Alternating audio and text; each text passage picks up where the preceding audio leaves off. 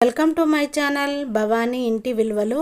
అప్పుడప్పుడు మనకి నోటికి రుచి లేనప్పుడు కానీ, ఫీవర్ వచ్చినప్పుడు కానీ, జలుబు అయినప్పుడు కానీ, వర్షం పడుతున్న టైంలో కానీ, చలికాలంలో కానీ ఇలా చేసుకొని తింటే టేస్ట్ మాత్రం సూపర్గా ఉంటుంది. నేను చేసిన ఈ వీడియో మీకు నచ్చినట్టయితే నా ఛానల్ సబ్స్క్రైబ్ చేసుకోండి. బెల్ సింబల్ వస్తుంది, దానిపైన క్లిక్ చేయండి. ఆల్ అనే ఆప్షన్ వస్తుంది.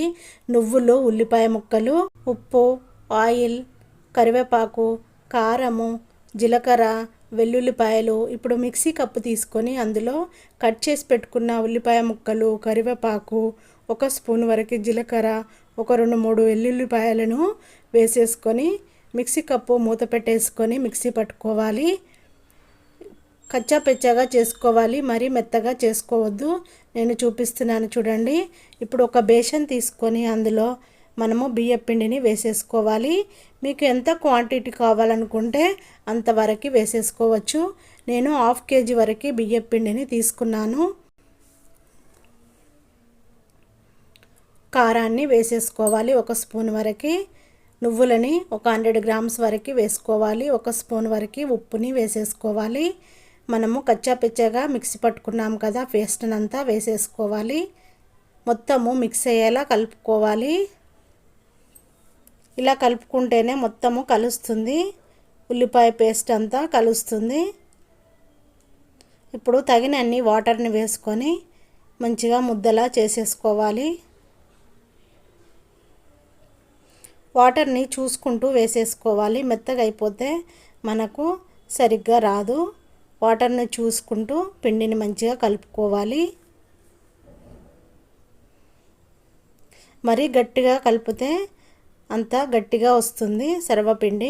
ఇలా కొంచెము ఇలా కలుపుకోవాలి. చూపిస్తున్నాను చూడండి, అలా కలుపుకోవాలి. ముద్ద చేసుకొని చెక్ చేసుకోవాలి. నా దగ్గర సర్వపిండి గిన్నెలు లేవు. ఇలా కడాయిలోనే నేను ఆయిల్ వేసేసుకొని సర్వపిండిని రెడీ చేస్తున్నాను. ఆయిల్ వేసేసుకొని ఒక ముద్ద పిండిని తీసుకొని మంచిగా మనము ఏళ్ళతోని ఇలా నొక్కుకోవాలి. అప్పుడే సర్వపిండి మంచిగా వస్తుంది. పిడికిలు పట్టుకొని సర్వపిండినంతా మంచిగా ఫ్రై చేసుకోవాలి. అప్పుడే సర్వపిండి గిన్నెకి మంచిగా వస్తుంది. చూడండి, చేయితోని ఇలా గుద్దినట్టుగా చూపిస్తూ ఉన్నాను.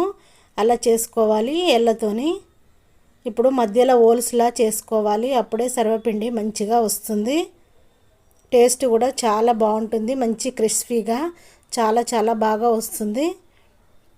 మీ దగ్గర ఎన్ని గిన్నెలు ఉంటే అన్ని గిన్నెలకి ఇలా రెడీ చేసుకొని పెట్టేసుకోవచ్చు. నేను 2కి రెడీ చేశాను. ఇప్పుడు స్టవ్ వెలిగించుకొని పెట్టేసుకోవాలి. స్టవ్ పైన మనము సర్వపిండిని పెట్టుకున్నాం కదా, 2ని నేను పెట్టాను. ఇప్పుడు రెండోది కూడా స్టవ్ వెలిగించుకొని స్టవ్ పైన పెట్టేసుకోవాలి.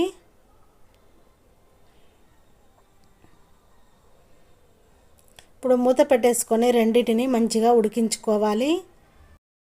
మీరు కావాలనుకుంటే దీన్ని పైన ఉడకకపోతే ఉల్టా చేసుకొని మళ్ళీ ఉడికించుకోవచ్చు. నేను చూపిస్తున్నాను చూడండి. ఇలా ఉల్టా చేసి దాన్ని చేయితో ఒత్తుకొని మంచిగా ఉడికించవచ్చు. చూడండి, నేను చేసిన సర్వపిండి రెడీ అయిపోయింది. చూపిస్తున్నాను చూడండి.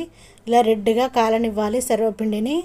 అప్పుడే టేస్ట్ బాగుంటుంది. మంచిగా కరకరలాడతాయి, మంచి క్రిస్పీగా వస్తాయి. సర్వపిండి టేస్ట్ కూడా అద్దరిపోతుంది. ఈవినింగ్ టైంలో కానీ, మార్నింగ్ బ్రేక్ఫాస్ట్ టైంలో కానీ మనం ఇలా చేసుకొని తింటే చాలా బాగుంటుంది. పిల్లల నుంచి పెద్దవాళ్ళ వరకు చాలా ఎంజాయ్ చేస్తూ తింటారు.